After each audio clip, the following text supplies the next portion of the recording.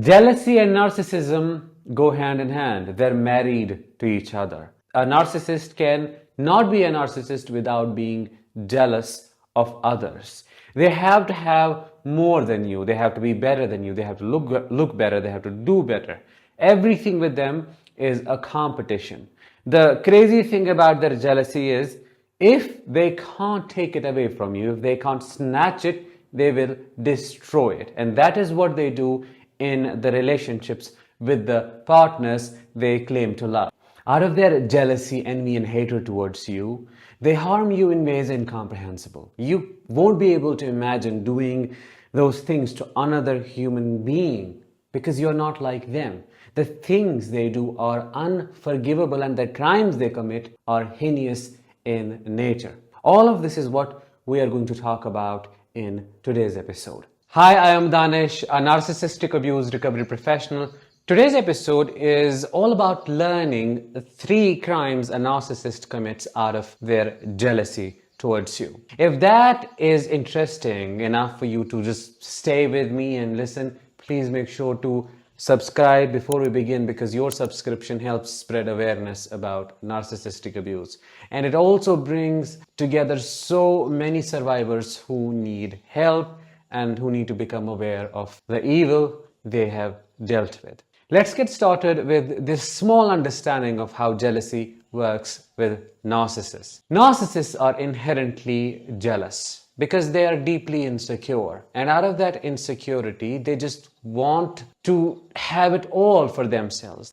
Their container always remains empty because it has a hole on the bottom. They are never satisfied, and I have talked about this countless times. The problem with them is they want everything that shines, that glitters, because they chase novelty and they need to have it for themselves. So when they find you, the first thing they do is they become extremely jealous of your achievements, your potential, your job, your skills, your capabilities, your empathy, everything that you are, because they can't be that. Even when love bombing you, deep down, they harbor this hatred for you. They want to take it away. They want to destroy it, and that is what they end up doing in the devaluation stage. They slowly chip away at your self-esteem, your self-concept, your confidence, until they make you feel disabled. They can't stand the fact that you're earning better than them. You have better social skills than them. You're like a sun that knows how to shine in a cloudy sky.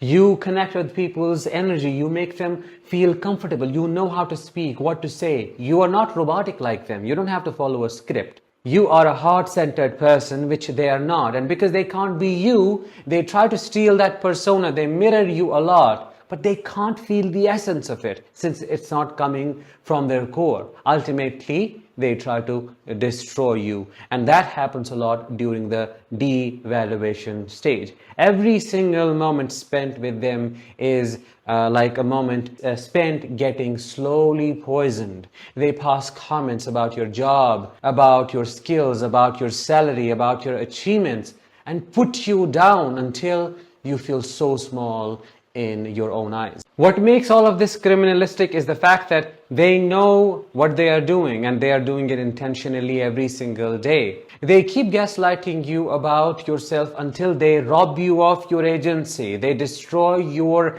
identity. I call it a form of character assassination. They kill your needs, your wants, your feelings. You don't know anymore what you like and what you don't. They interject themselves in your head parasitically until they take over and become your voice that you use to think about yourself, think about the world, and relate with others. Every time something happens, you naturally tend to believe their opinion more than yours. They convince you into seeing yourself as a monster, as a person who doesn't know how to navigate the world, how to deal with people, how to think properly, and so on. It's like they get into your head, make themselves home like a parasite, live in there, and now you completely forget yourself. Since they have totally brainwashed you into thinking that you are the cause of every single problem in the relationship, and if you express anything, if you have an opinion, it's always going to cause harm. You are the harm. If someone sees themselves that way, how would they be able to function anymore? Of course they will collapse. Being with a narcissist is like being with a hostile parasite, a virus. They come in, they target you as the host, find what your vulnerabilities are, use them against you to slowly render you useless. They turn you into a shell of yours and then throw you away in the discard stage.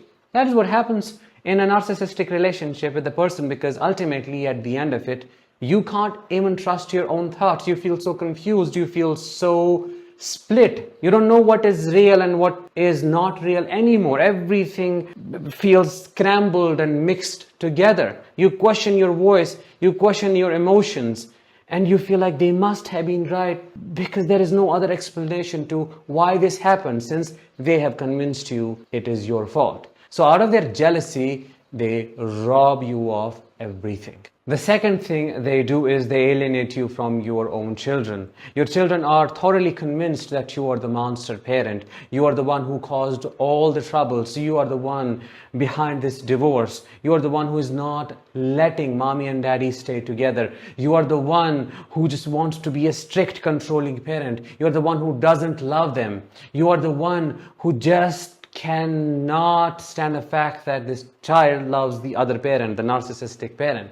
So you are painted as the villain that you're not. The fact is, a narcissistic parent hates you more than they love their children, and that hatred drives them to destroy their relationship with you. They're so jealous of you having a relationship with your children that they completely isolate them from you, or they just enable them, they idolize them, they let them do whatever they want to, just to make sure that they hate you. They think you are a strict parent.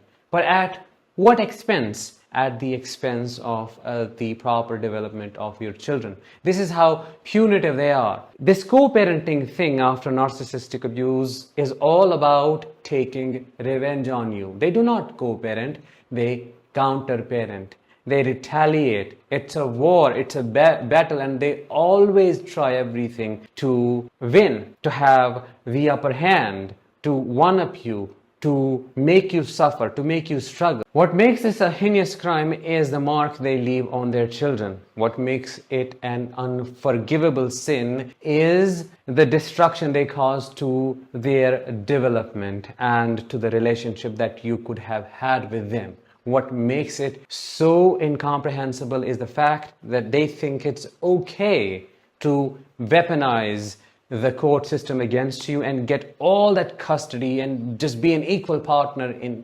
everything, but hardly give a damn about truly nurturing the children. The third and the biggest unforgivable sin is the destruction of your reputation and the isolation they cause. Every time you introduce them to a friend of yours or your family, what do you get back? A feedback that is nowhere near the reality. I mean, this is a sicko. This is an asshole. You should cut them off. Who wants to be friends with this person? How low must you be in your confidence and self-esteem to choose to have a relationship with so-and-so? Ultimately, you're made to doubt every single relationship to the point of cutting them off. And what does that do? That makes you to depend on only one person, and that is the narcissist, which then makes it extremely difficult for you to leave the relationship, because you're left with only one person and it's them. That is what they want. They run massive smear campaigns against you at your workplace to the point of getting fired or terminated. They destroy your reputation. All those years of work that you have done, hard work to get to the point where you are or where you were, they just bring it down. They burn it down through their jealousy, because they just can't stand the fact that you are up there. They want to bring you down, and you might wonder why.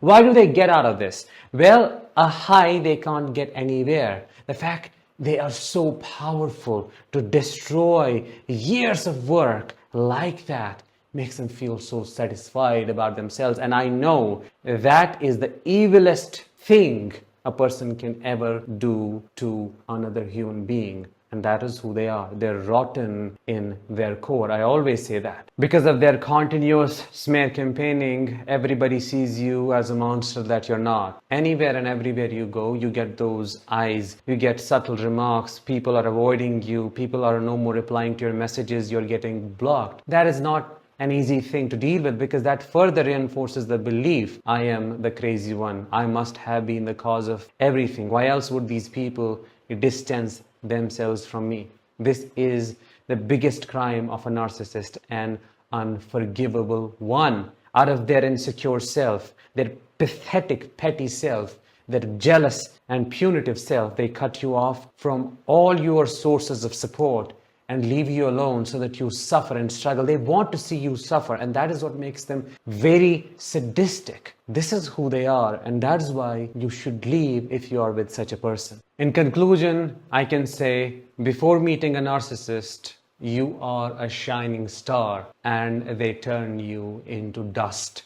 They bring you down, destroy you, and turn you into nothing. That is how they attack your potential, your capabilities, your skills, everything that you have been. They destroy your hard work. They isolate you from your children, from your friends. They don't leave any aspect and area of your life untouched. And on top of that, they then blame you for being the monster, for causing them harm, for causing them a lot of pain. And you feel so pathetic, so ashamed inside for causing them so much trauma when you haven't done anything wrong. Just understand that this is classic Darwo: deny the attack, reverse the roles of victim and offender. They have to outwin you always, and to do so, they stoop to any level. Right or wrong doesn't matter to them, because their conscience is dead. Having that said, nothing was wrong with you in that relationship. Darwo, as I said, is basically an acronym that says the narcissist reverses the roles of victim and offender. You are made the offender and they become the victim, when in reality it is the opposite. Trust yourself, trust your experiences, because your experiences have all the answers that you're seeking. Leave and never look back. Give them your silence as a gift, because that is what they deserve. And pray and hope that they get the karma, they get the worst of the worst punishments, they get to rot in the deepest corners of hell, or whatever there is, because they deserve that. With that, let's bring this episode to an end. Thank you so much for listening and staying so long. I'll talk with you in the next one. Until then, let the healing begin and continue.